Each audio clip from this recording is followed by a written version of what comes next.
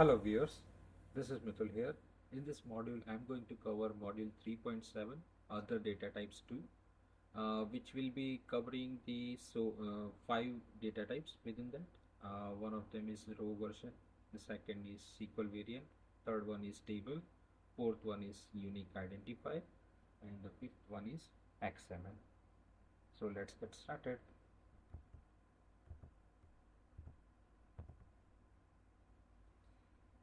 Okay, so the first one is the RowVersion that we would be covering.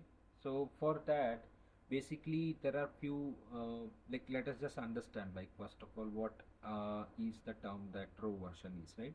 So automatically generated unique binary numbers in the database. It is automatically generated unique binary numbers in the database. What is RowVersion means? Then RowVersion is generally used as a mechanism for version stamping table rows. It occupies 8 bytes of storage size, and the data type is just an incrementing number and doesn't preserve a date or a time. To record a date or time, use a date and time to data type. Okay, date time to data type for that. Now let us just see auto column creation with timestamp data type. Okay, now how can we create or how can we use this RowVersion, right, as a data type? So there are two ways, right? The auto column creation with timestamp data type. So there are two ways. If you do not specify say like a column name, right, and directly just specify a the data type called timestamp, what it will do in the system is it will automatically create the column of timestamp type in the system, and then it would return you the results. So let us just see to it.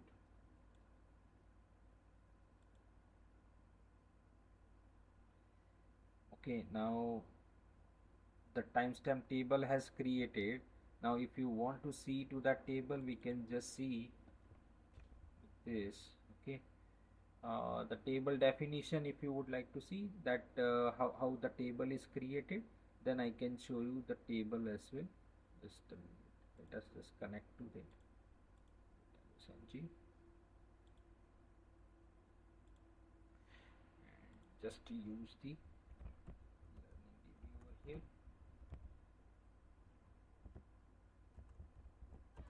Okay, so we'll just connect to the learning DB first, and then we'll run this table syntax. So it will go and create that table within this database. Now let us go and see how many where is the table created, okay, and what is the column name which it has given to it. So the TBL RowVersion is the table name, and we are interested in to see that how many columns it has created. So the column name is created as timestamp, the same name of the data type. It has given a name to the column, right? So that is what I wanted to show you. Okay, so let us just go to the next step, which is like a manual RowVersion column name creation. Okay, now in here there is a minor difference that I will come to you explain you after a bit, but for now just understand like manual RowVersion column name creation, how it can be done. So RowVersion column or the data type, when you will be using, you will have to explicitly mention the column name in that case. So in that case, when you just create the table, the same way table would be created and the column name will be the same that you have given to it, right? Now to save the RowVersion, now this is just a created column, right? We just created the table, we did not insert or update anything into this table. So let us just see how it can be used while saving a value to it, right? So let us just see, like drop the table in case if there is any table existing to that, and then I'm just creating a separate table for that purpose, okay, for an example. So RV table RV is what I'm creating, and then table RV is the created. Now in here I'm just using 3 columns. The first one is key, which is of integer and primary key type. I'll explain you in the subsequent sessions like what is primary key and all. but for now you try to understand it is a unique key, and it's a unique uniquely to identify a row uniquely, right? We can use this constraint. Okay, so that is there. The second column is value of integer type. RV is a row version type. Now we are going to insert a value into this table for these two columns, right? We are inserting 1 and 1 comma 0 and 2 comma 0, two values into it, and then we are just running the select statement to see like how many records we have inserted and what is the row version value it has inserted into the table. So let us just see to it. So see how it has created the value in the table. For that it is like binary kind of thing, right? So this is how it will create the value in the table by default. It will automatically create this number. So the next time when you just insert one more record to it, it will keep on incrementing this counter. So initially 2711, then 2712, it will keep on incrementing. Let us just add one more to it and then see that, right, in action. So we are just going to insert only two more records to it.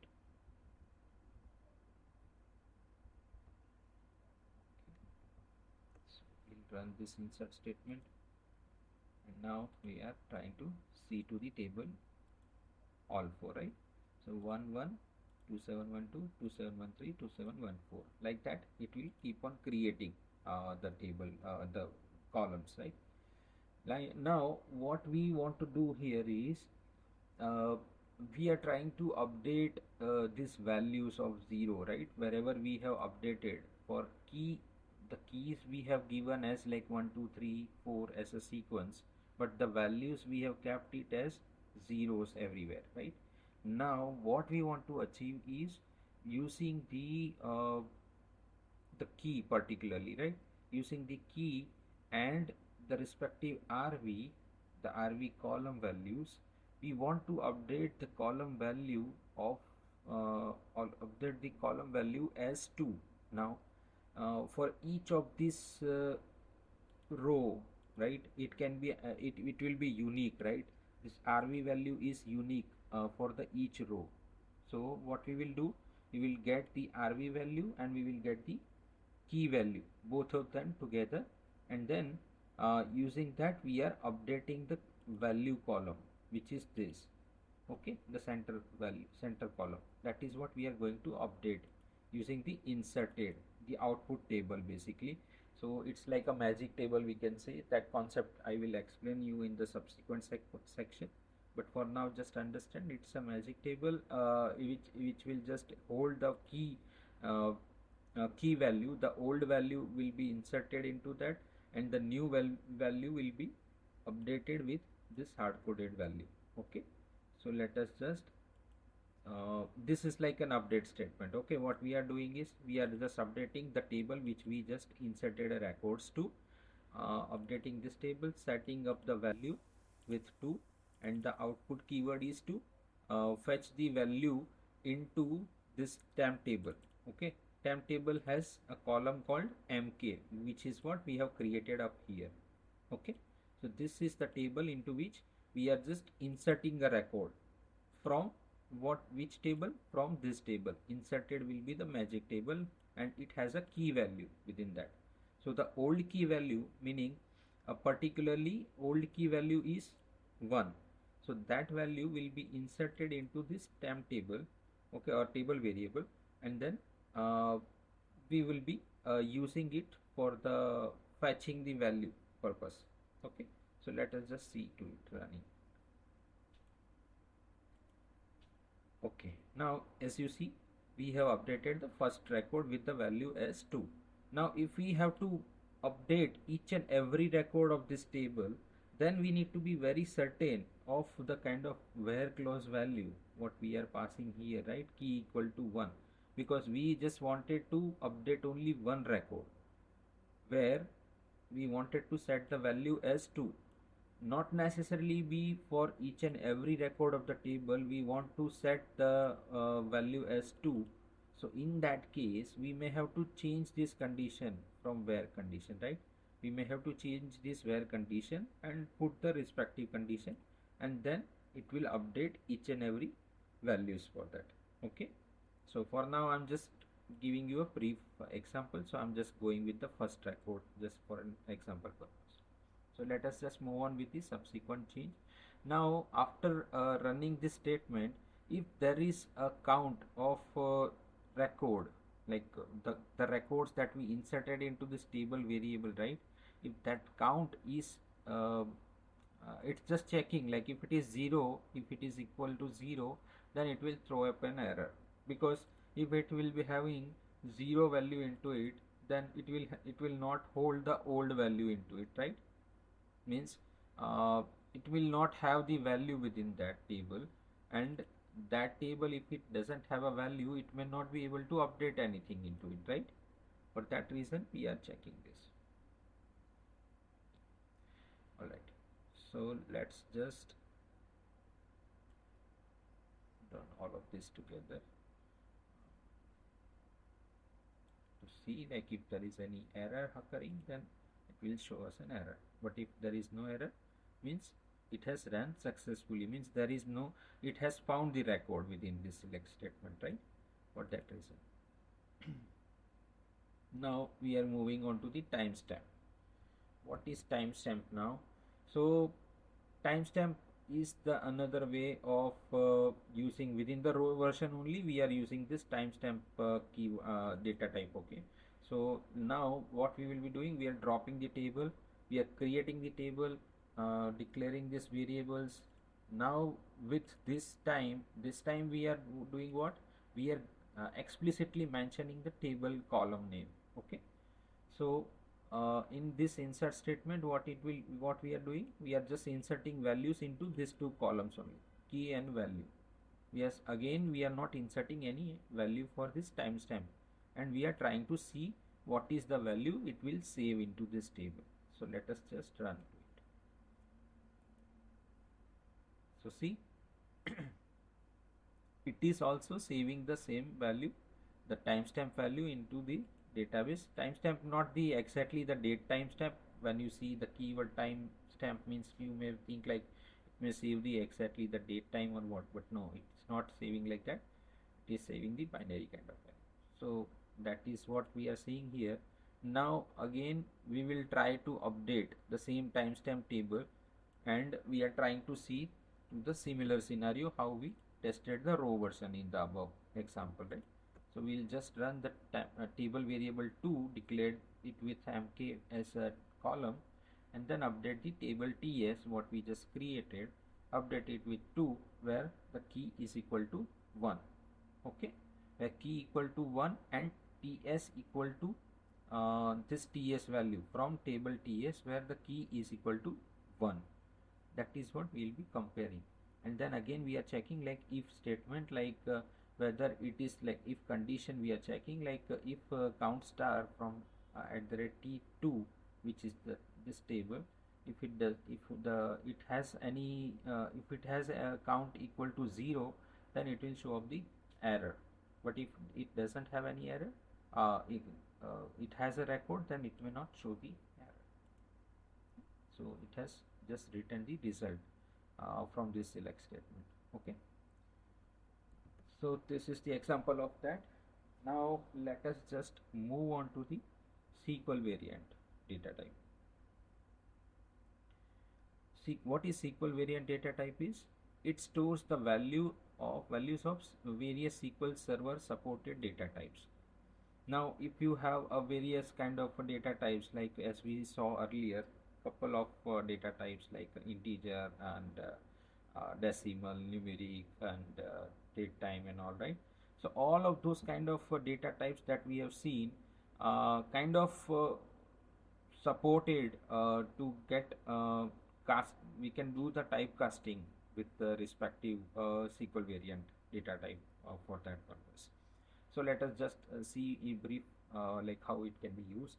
So for this example, I have taken the one table example. So I'm just dropping this table, creating this table called table SQL variant. I'm declaring two columns into it, variable column and then variable column type, variant column type, sorry. So both of the columns has a type called SQL variant. The first one has a SQL variant and the second one has a varchar 10. Now what we will do, by default it has a type called SQL variant, but what we are trying to save into that is we are trying to save this value 123.45. that value is what we are trying to save into SQL variant column, and we are casting this value as numeric 5, 2. 5, 2 is like a precision comma scale. So precision is 5, means 1, 2, 3, 4 and 5, and 2 means decimal place, 2 digits after decimal places, like that. So that the numeric value is declared, and comma, what we want to give it an alias to is, or say like a column type, what we are giving it is like a numeric. We are just typing is a hard coded type like for that purpose. So so we understand like what is the column type we have cast to, right? So that we are doing there. And then what we will do after inserting the record into that table, what we will do, we will try to see to the values of like the variant column by changing the different way the SQL variant property.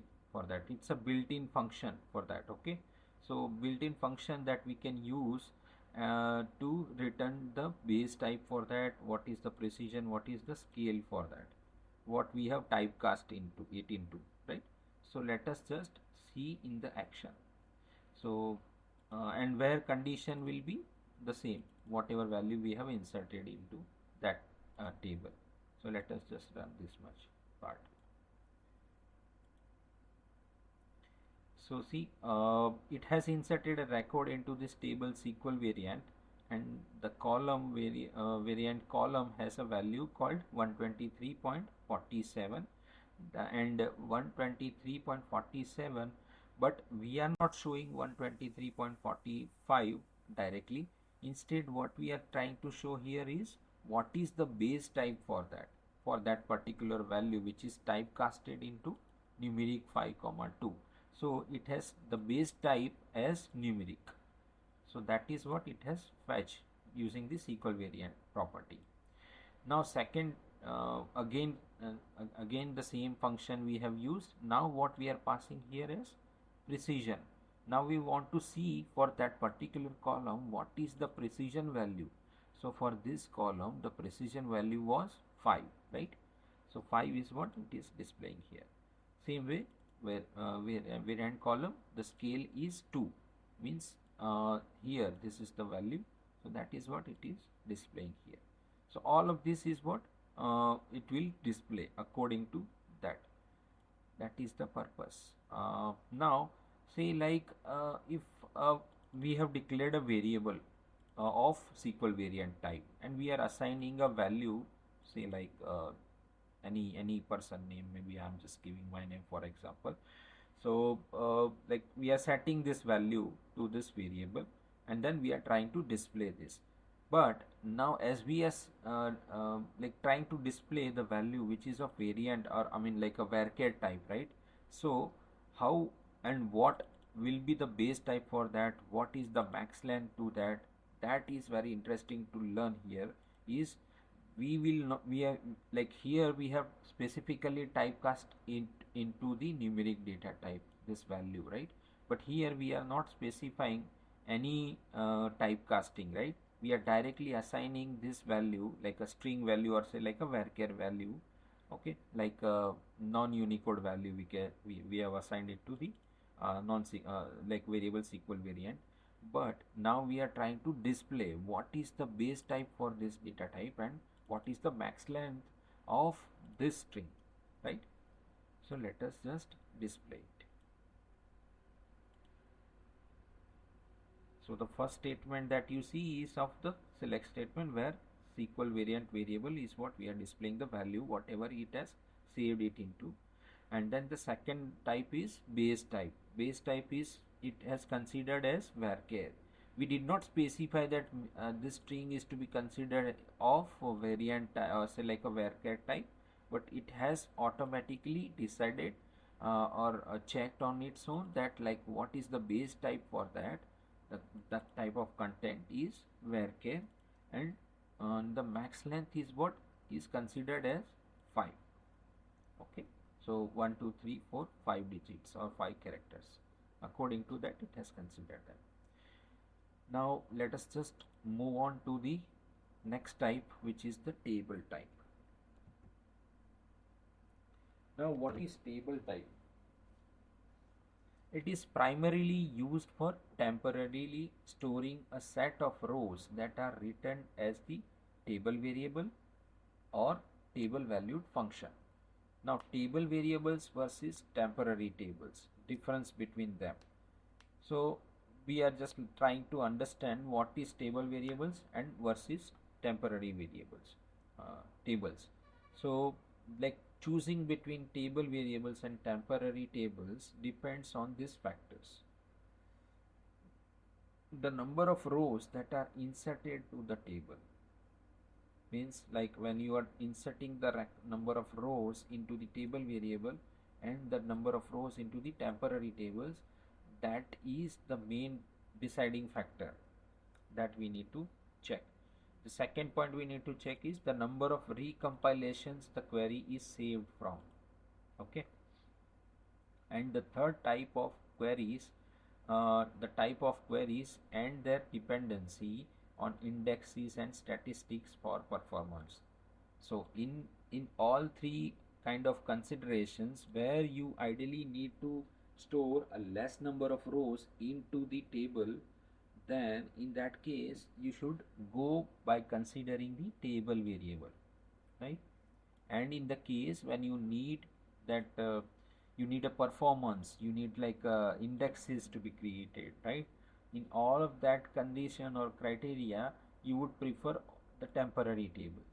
I would explain you the temporary tables later in that like in a very detail, but for now just understand like it's a different kind of table than table variables what we have been creating so far in these examples like this, right? So I'm going to give you the example as well so you will understand. Now declaring a variable of type table, the type what we are understanding is a table type, right? So we are declaring a variable of table type. Now here we need to understand that this is not the variable, okay? This is a variable but of type called table.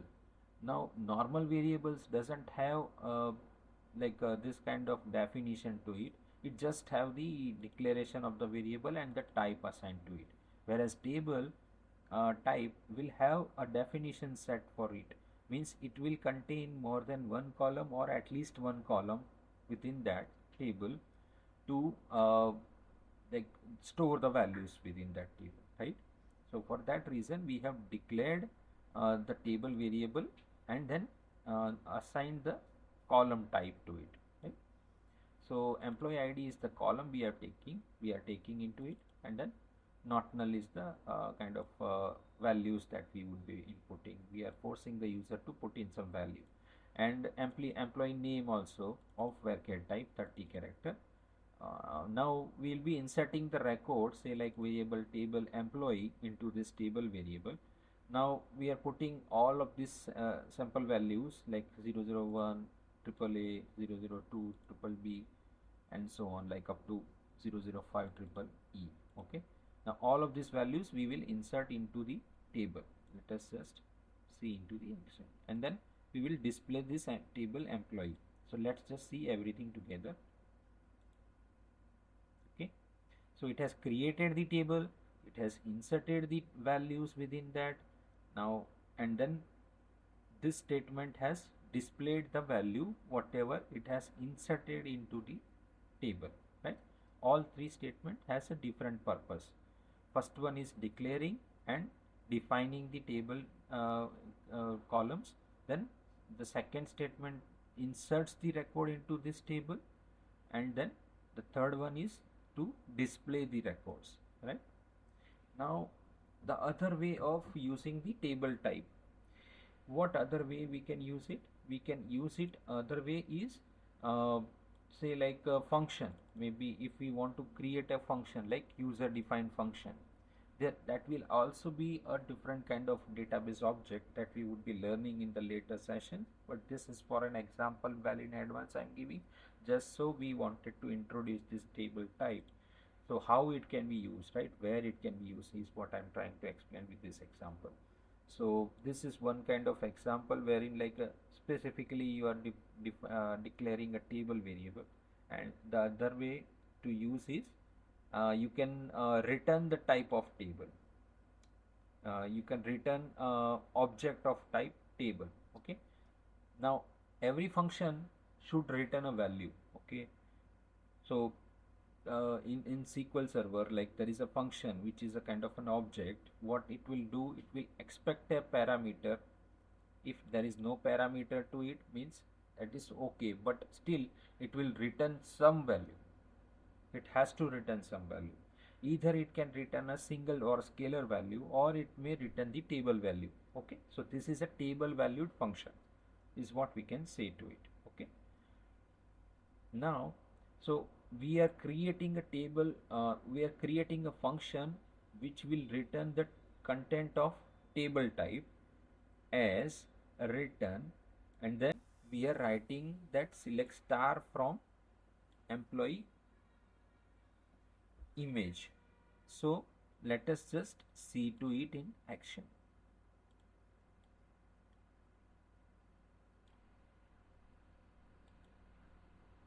Right, so see what we have done here. We have dropped the function. If the function is already existing into this DB, we have recreated that function with the definition given, like alias has like given the DBO as a schema, and then UFN is the naming convention that we are using, underscore get employee image is the function name, and this is the bracket in which if there is a parameter to it, like an input parameter to this function, then you will be passing, but if there is no parameter, you will just keep it empty. Now here there is nothing to be passed, we just want to return the user the employee image table data, right? So the table, we are not specifying the table type or table definition here, we are directly returning that entire table content.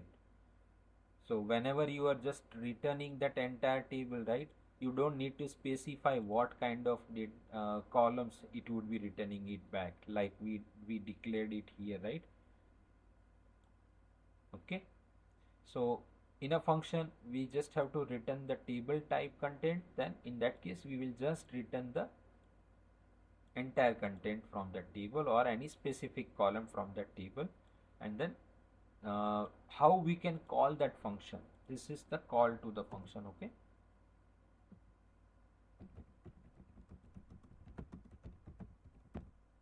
this is the call to the function. So how can we call this function? Like we saw earlier a function, right, like this equal variant property kind of a built-in function. The same way with the select statements, we can use our custom built user defined function. But now you will say that was declared in between this select statement, right? It was not declared after from clause, right? It was like this is the table name and this is like a normal function. So because this is a scalar function, for that reason we have not specified it here at the place of table, and here in this case this is a function of table type. For that reason we are specifying it after from clause, otherwise we would have specified it at here instead of star, right? For that reason it will return us select star from this function, and this is the number of record which is returned out of that table. Okay? This is like a previously stored records, the image records that we have seen in the earlier examples. That is what I have used for the examples. Okay. Now let us just move on to the next data type, which is unique identifier. Now what is unique identifier? Unique identifier is a 16 byte GUID, you can say, like GUID is what we say to it. Now, globally unique identifier, I mean, globally identified, uniquely identified numbers is what we can say to it, right? So that is what it is representing. By using this new ID or new sequential ID functions, we can create it. We can create a kind of unique identifier using the new ID function or new sequential ID functions. Okay, by converting from a string constant in the form this way, in which x is a hexadecimal digit in the range of x, means like in the range of 0 to 9 in the numeric value, or alphabetical value starting with a up to the f as a letter. Okay, so that is like a hexadecimal digit. In this format only it will return the numbers. When you just create a GUID column or say like a unique identifier value, it will have a new you can use this new ID function or new sequential ID function, and it will generate a value of this type or this format. Okay, so for example, we have just I have just taken this example. Okay, so you can see like how the kind of like starting from 1 to 5, 1 to in 0 to 9 digits it has used, right? And then alphabets are like A to F only. So only those many letters are allowed in this value for hexadecimal. So let us just see into the action. So we will see like this declare variable as unique identifier, and we are using the new ID function. New ID function will return us the globally unique identifier. So we'll just create it and assign it to the variable ID. Now after saving it into this ID column, ID variable, what we are doing, we are typecasting it into the varchar 200 and giving it an column name as varchar. So let us just see what it does. Right, so this is how the value is created and saved. So the new ID, so every time it keeps on changing the new IDs, means the right now, suppose say right now if we just say we have saved this value here, just for an example let us just put it. Okay, now the next time if I will run the same statement of code, it will generate the new or unique value, not the same number what it has created this time. Okay, let us just see. See, it has created a unique number, not the same number. Every time you run this function, it will randomly generate new unique numbers in hexadecimal format. Okay, that is the purpose of this data type, unique identifier.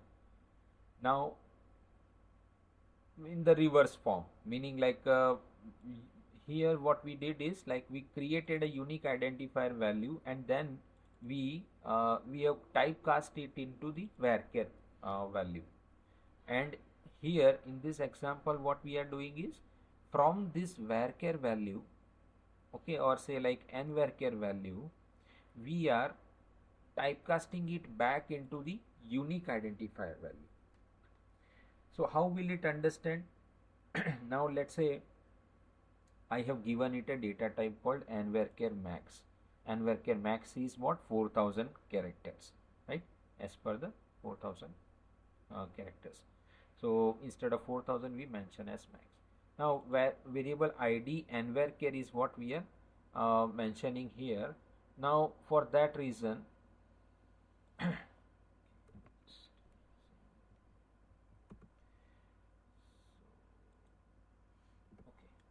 so in that case we are assigning a value with the prefix as n because it's nvarchar here. So and we are additionally adding the additional like a miscellaneous string, we are adding it at the end of the this unique identifier, right? So just to check like how whether it really works the way how we want it or how we typecast it, right? So in an n varchar string, suppose say it's a very large string that I have considered and stored it into this variable. Now what I am doing is I am just converting this n varchar value into the unique identifier. I'm just converting that using this convert function. I'm converting this variable value, which is like n varchar, into the unique identifier value.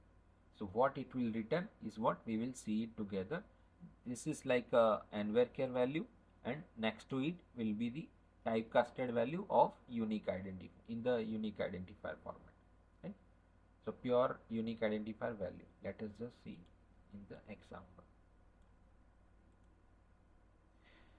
So strange thing, but you will see here the difference in that is we have stored an extra characters like a test string at the end of the this number or unique identifier. Basically what it has done is it has completely excluded that test string keyword from that. Why? Because it will always be in this format, hexadecimal format only. It may never consider any of the additional string, even though if it is there in that string. So when you typecast it into the unique identifier, it will only consider that many characters in that. Okay. So for that reason, it is like a pure unique identifier value that we have taken, and it has excluded that additional characters from that string. That's an example of unique identifier data type. Now the last type, which is XML. XML is very widely used data type so far, like in the case after the HTML, and then now after XML the JSON is the more popular data type that is what we are seeing, right? So now what we are trying to understand is XML first of all. So it's the data type that stores the XML data. Okay. Now you say like, what is the XML data? We don't know. Like you can store the XML instances in a column or a variable of XML type. So this is consider, say when you don't understand, you just assume it as if like a normal data type that we have been understanding so far. Consider it as if like a the similar kind of data type here. But here there is a slight difference in the kind of content it can hold within this data type.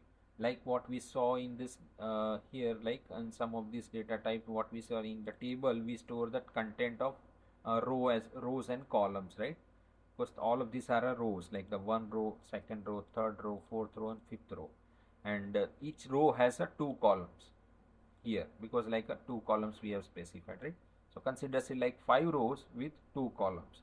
But now when you don't have a defined structure, or say like even though you don't you have a defined structure also, but then not a consistent consistent format or kind of a consistent data, basically maybe somehow you may not get or receive the consistent data. So in that unstructured format, the data, if it is coming, right, so how will you store it? So you can store it in the XML format. So in that case, when you save this file into the XML format, now we need to read it either into the variable or into the table, right? Because the straight away XML file, if it is there, you may open it up into the browser, but when you want to read like a lengthy document, like a heavy XML, like it has like number of lines of XML document. Now to understand that document, you need to have some transformation you need to apply, or you need to apply it into the format where you can easily understand it, or maybe you have to present it to some of the business users maybe. So that user may not understand it easily, right? So in that case, you need to present it in a pleasing manner, or maybe like a understandable manner. So what we do in that case is we will just read that file, or say like read that document and hold it into the variable called XML type. The entire document we hold up into the XML as a type and store into a variable, and then display that data from that variable for that display purpose only. Okay, let us just see in the example. Now see, here you may see just the simple text, but if you just click onto this area, right, you may open up this entire document. So you see, like, what is the difference here? It has all the 5 rows. This is like a first employee record, then this is like a second record of employee, the third record of employee, fourth, and then fifth. After we complete all 5 records, then the table name is the employees, right? That is how it is declared or generated, that document. So this is like a pre-created document that I have taken an example of. This is how you will be creating this document. I can show you that for now. Just a minute.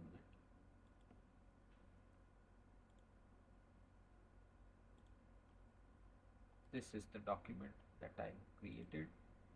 So in the XML format, this is the standard XML format in which the XML documents are created. Okay, XML version 1, and then encoding UTF-8, and then you specify a tag. Specific tags you need to mention, and within this specific tag you will mention the values. So we can see it's like an element. This is like a root element, and this all are like a child element to it. And this all these elements, employee ID and employee name, has a value within them, which is like 1 or AAA. This element is closed here, right? Employee. Now again another element has opened and closed, right? Like that. So like that it has inserted 5 records and then close the final root element, okay, at the end of it. That is how the XML documents are created, and that is what we are storing it in a variable here. After we understood now like how to use this XML data type, for to read this thing, what we have used is, we have used an open row set function, or say like a open row set statement with a select, right? So this is like a built-in select statement, okay, open row set kind of construct, in which like we can pass this bulk. So to read the bulk values means like the number of records which is uh, like more than thousands of, suppose. So if we have to read that many records together in a one shot, then it is very easy and it can read it quickly and store it into a output variable. Then this is the quickest medium, where we will define it as bulk and then specify the file name and then comma single blob. Blob means like the binary large object, okay. So for that reason we have used this statement, which will just hold the data into this variable. Now next thing is like we will try to insert this XML into the SQL table. As we inserted everything into this variable, now what we want to do, we understood now it is like a document, but still my users are not able to understand this format, what this thing is, right? Now if you just go to your user and say like this is, maybe some of the users who are technically sound, or maybe business users who are technically able to understand this XML format may easily understand. But suppose if the user doesn't understand this XML format, you may have to present it in a reporting, or maybe some tabular format, or maybe some presentation way, I mean presenting with a different format, so it will they will understand it, right? So for that sake we will insert this data into the table first. So now from XML format we are inserting a record into the table format, okay. So how can we read it? Because the XML has a different format data. Now we have to traverse through each and every element, and then insert this each and every element value into a table. Let's say consider this is like an employees table, and this is like an element, means like a row. Now each row has a column called employee ID, and then next column is called employee name into it, and then same way followed into the entire document. So what we are doing is we are reading each and every element into from this XML document. So we are inserting into we have created 2 element, or select 2 column, employee ID and employee name of integer type and varchar type 20, and then inserting into the table employee, the same table what we create, we will insert the values into these fields. And then how to read that how to read that variable basically, right? Now we have read using this open row set from this function. The same way we will be reading the open row set function. We will be holding the value into this variable of type XML, means like we are just typecasting the value which is coming from the open row set. Instead of variable, we are directly using the typecast value, and that value we are assigning again to the outer from clause, right, as a table. So this is like obj XML table, and employee is the element, or the root element is what we are passing the name to it. So basically and how we are retrieving from that XML document is, this is the pattern obj XML. Obj XML is what? This is like an this is like a format that we would be using, right? Just close this so you can see that clearly.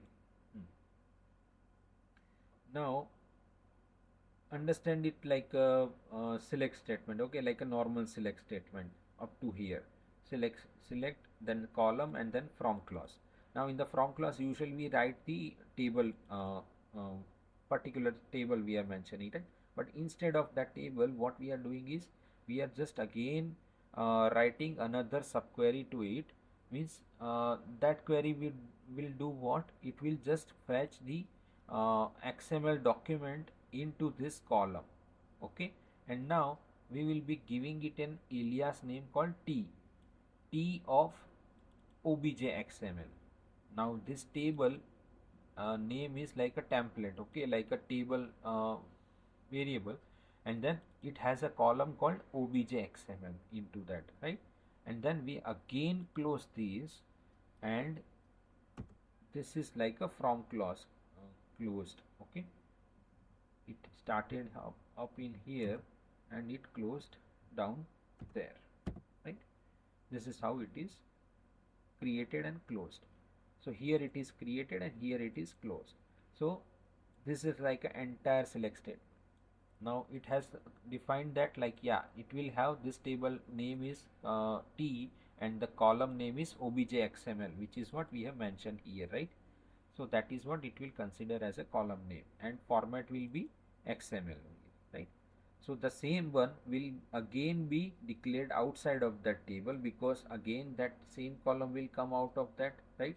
T as a table and obj XML as a obj XML column. Now after that, what we are doing is we are applying the cross apply, means like a cross join.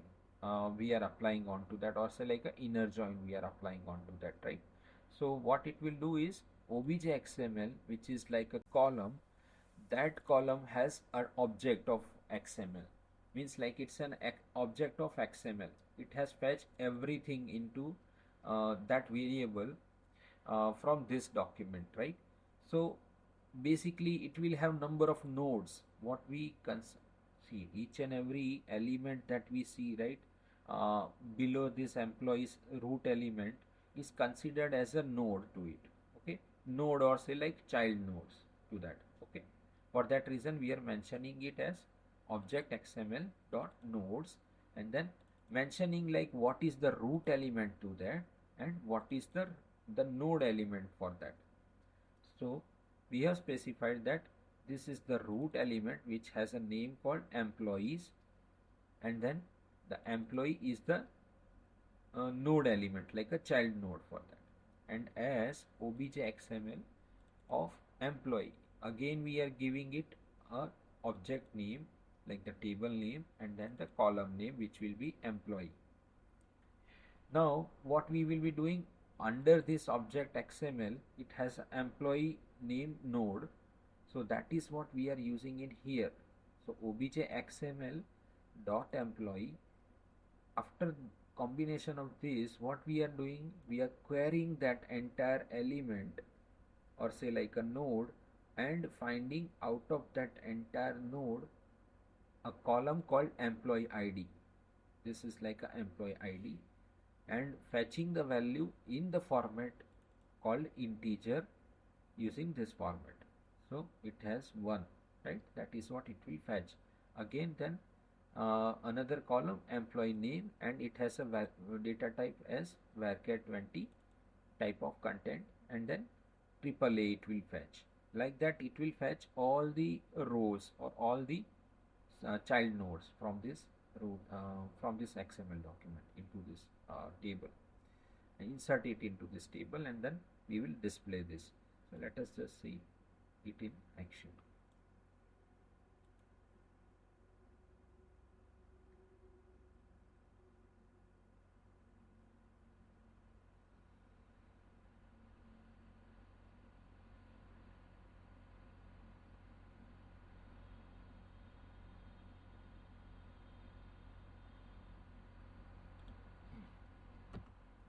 We will run one by one. Okay.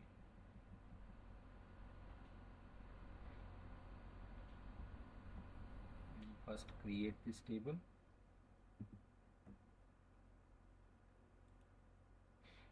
Then we will insert this record up to here, okay, and then we will try to display it.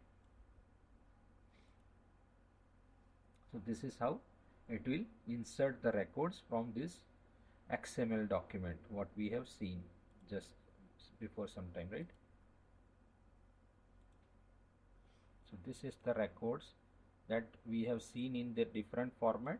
That is what is inserted in a tabular format now under the employee ID column and employee name columns, right? So that is how it can be used. Clear? So that's it for the session, and happy learning. Thank you.